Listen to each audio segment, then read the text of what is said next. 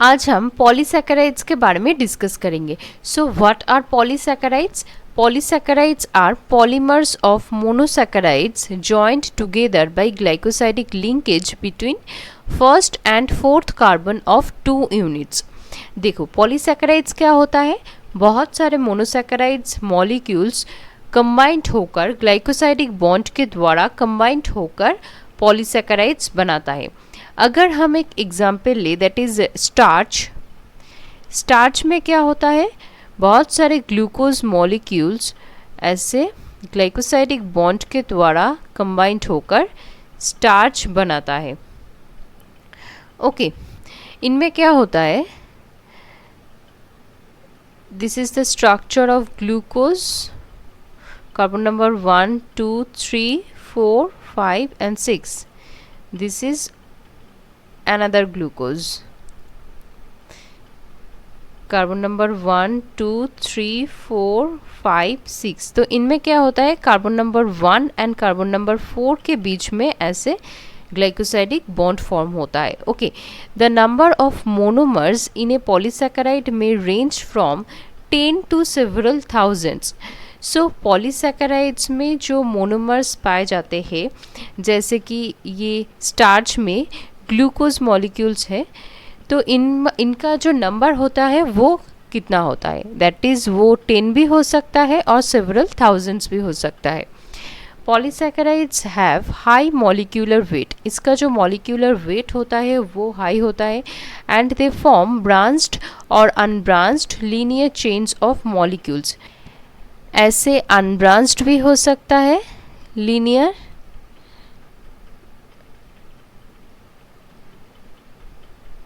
Okay, और branched भी हो सकता है ऐसे।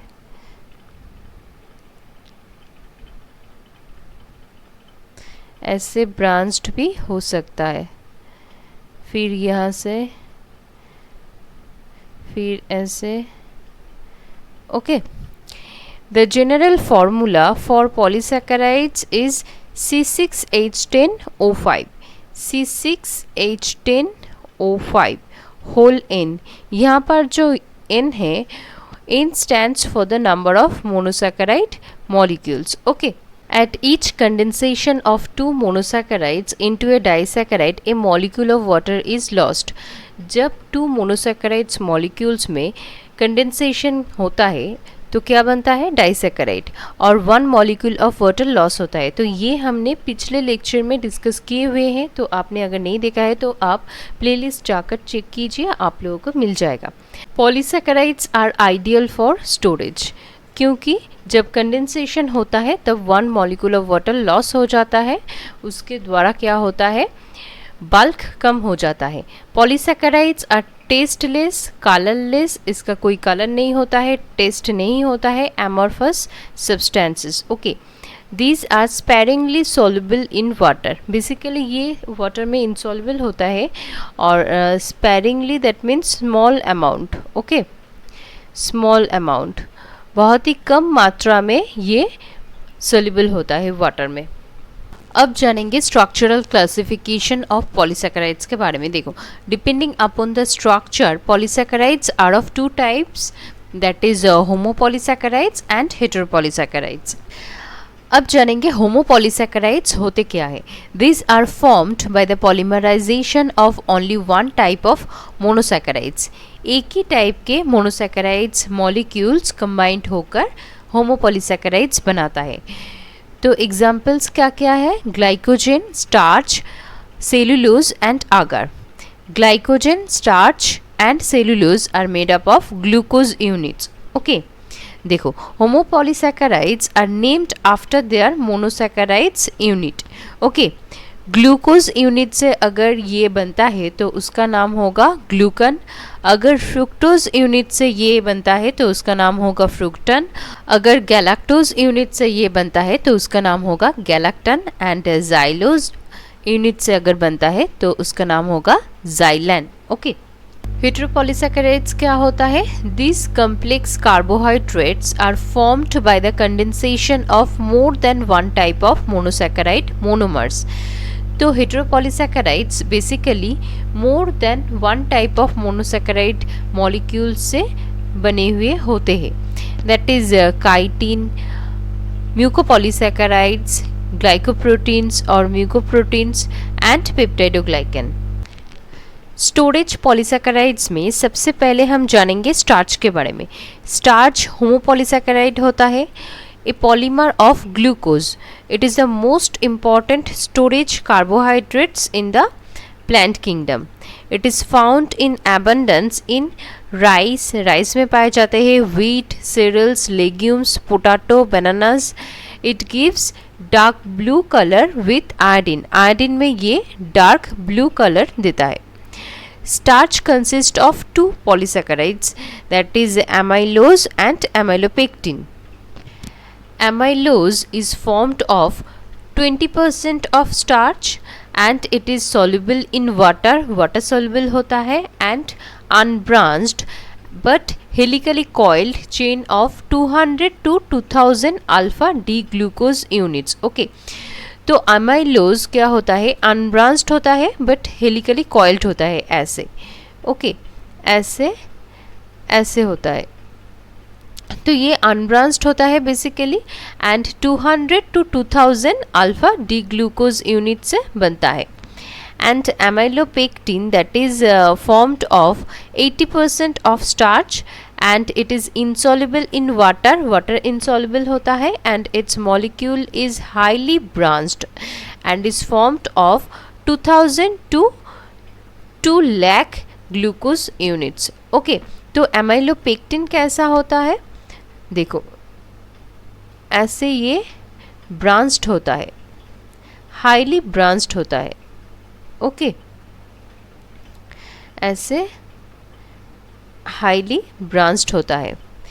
Its inner chains are formed of 24 to 30 glucose subunits and other chains are about 13 to 18 residues long. Okay, the glucose residues are linked through alpha 1,4 glycosidic linkage.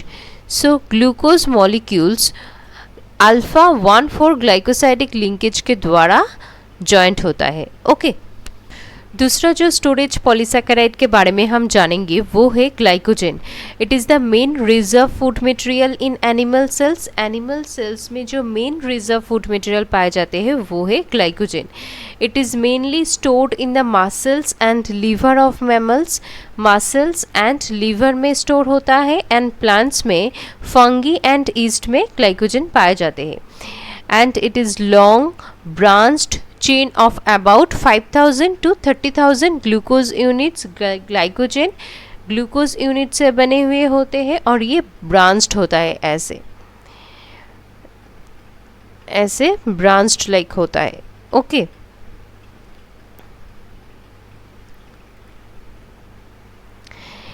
These are linked by alpha 1,4 glycosidic linkages.